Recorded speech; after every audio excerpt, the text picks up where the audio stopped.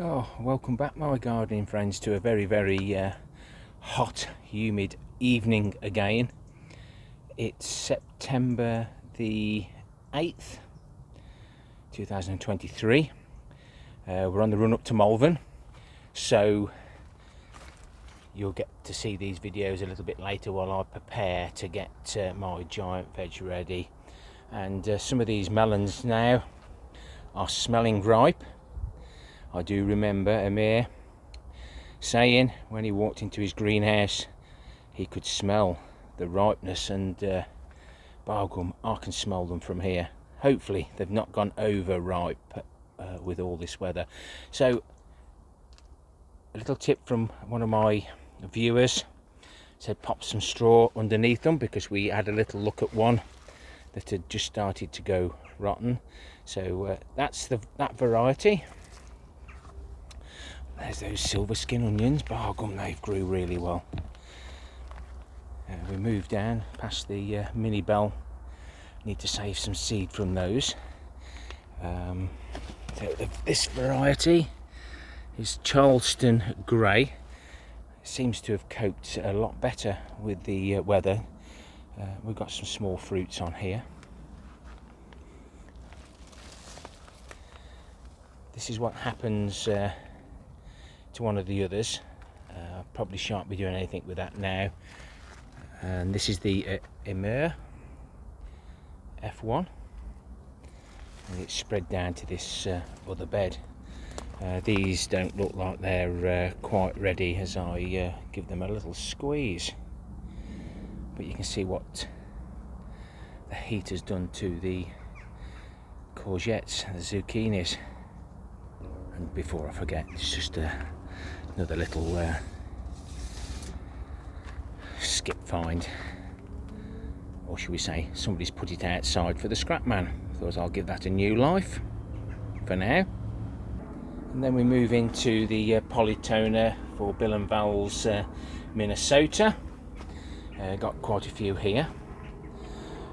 Just a little tip, we all have these, well, some of us have these body puffs. Sometimes they'll just unravel. Well, when they do unravel, I did notice that they were sort of double skinned. So I've knotted one end and threaded the other through there. So that's and there's good length on that. He says, look, it's like a Christmas tree decoration. But yeah, if you've got a body puff, just give it a wash and use it to support your melons. I think I might just leave these on a little bit longer, even though everything's really dried out. There's Sugar Baby. I think there's one hiding up there. Again, it may or may not reach maturity, but by gum, it's just sweating while doing nothing. But by gum, it's helping the tomatoes to ripen. A few cucumbers left and a few crystal apples. Can't eat them quick enough this year. And the tomatoes I had from Jason and Colleen, they're absolutely beautiful. Excuse me, nobody's going to nibble on Colleen. We'll leave that to Jason, who's a little bit further down. You can't see me, can you, Jason? A good telltale sign. There's a caterpillar on here. I'll have to double check that. But looks like this it's either been, there's more than one. You normally get more than one caterpillar. Isn't it always the same when you're having a little stroll about, you digress onto something else. But I think we'll have a little look at one of those melons outside. Please leave it in the comments what melons you've tried, has been successful with, to help me and others. Any tips on growing them, etc. The heat we're having in September is just completely unusual, but it's something that we've got to deal with. So this is the Malaga F1. Probably won't try and save the seed off this one. That smells nice. I have cleaned everything down, guys. You know me. Got two here. This one's always kept underneath, so it's easy to clean.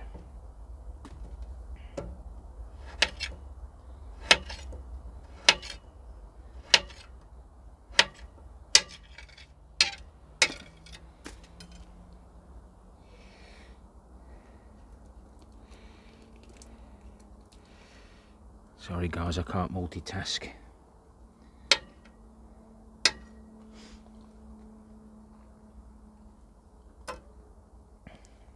They're not missing. Sweating, guys. Come on, pull yourself together. Mrs. K, they're not quite ready yet. I don't edit, guys, you know that.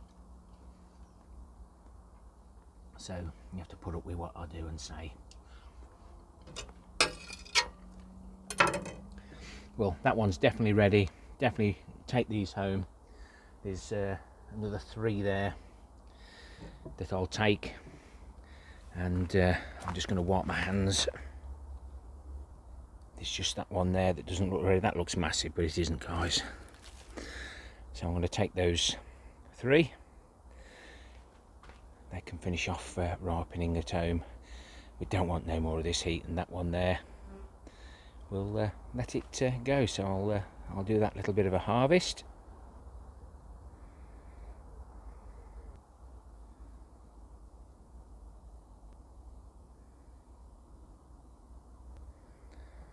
So that's my first harvest ever of melons, and hopefully I've still got some of the Malaga F1 left, but I might try and save some seed.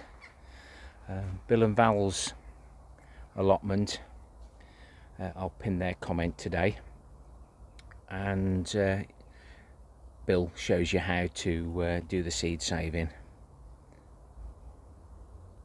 which I'll definitely have a go at, especially with the melon seed that they sent me that are in the polytunnel.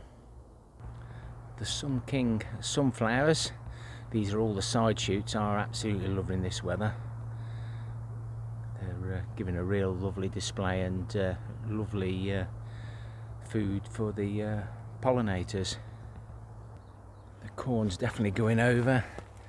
Not sure whether it's still being nibbled, but we've still got really 2 good cobs on there.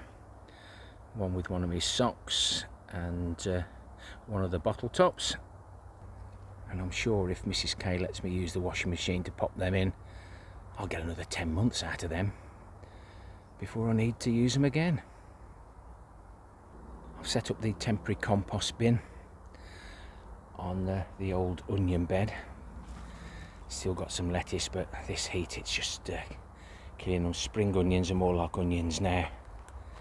Can't eat stuff quick enough. The temporary compost bins, which were 2 of these, were on that over there, on that scaffold plank bed, and I've uncovered them. There was that many flies, butterflies galore. Once you've trapped them inside, then the butterflies will have a field day. I've been going around shaking them, boss, to hopefully get rid of some white fly.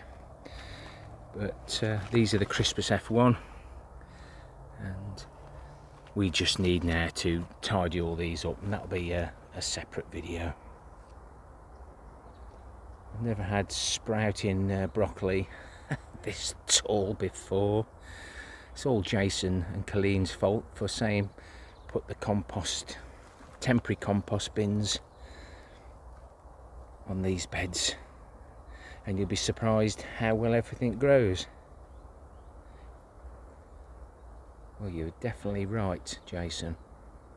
These temporary bins will be there all winter, and all the juices that normally go into the soil will go into this bed, and it does definitely seem like it's helped. I've got the best calabrese I've ever had, the best weeds I've ever grown, so definitely a win-win.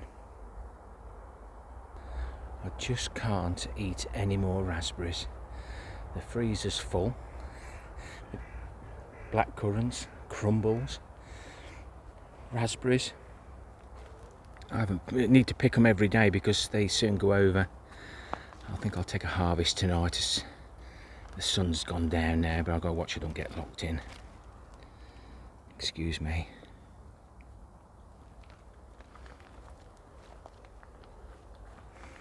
And the dahlias that I've been given to try have given a really lovely display.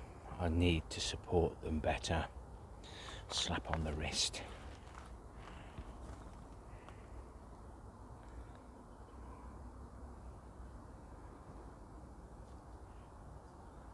My little Willie is getting a bit of shade. That's facing south. It kept wilting, so I decided to borrow the parasol from the garden. Mrs. K hasn't noticed yet. And this other giant Karobi, gigant, it's coming to its own now. It'll be interesting. I've put two into the show. I've put Jason and Colleen into the show, and I just want to see how this goes. I can't remember if I put 3 in or not, but a lot of stuff has all gone to seed. It's a shame really, but I think the parsnip just might get an entrance. I've got my hopes up on this one. Carrot, it seems very firm. Hopefully it's gone down and not just all top and no bottom. And I'm slowly, very slowly getting these pallet collars filled up. I couldn't have worked it out any better, look. A few inches to spare. The compost runoff is overflowing again. Just can't get up here often enough. Let's see if Mr. Ratty's about. Oh, good, that's sunk down really well. Let's see the poor worms there. I think I'm going to have to leave this up. But all these creatures are doing a grand job. As he probably squashes a few worms. And I think I cut all my rhubarb down just at the right time. There seems to be some really nice sticks in there now. We need 3 sticks for the heavy beetroot, heavy rhubarb. Please remember, thumbs up, thumbs down for the interaction.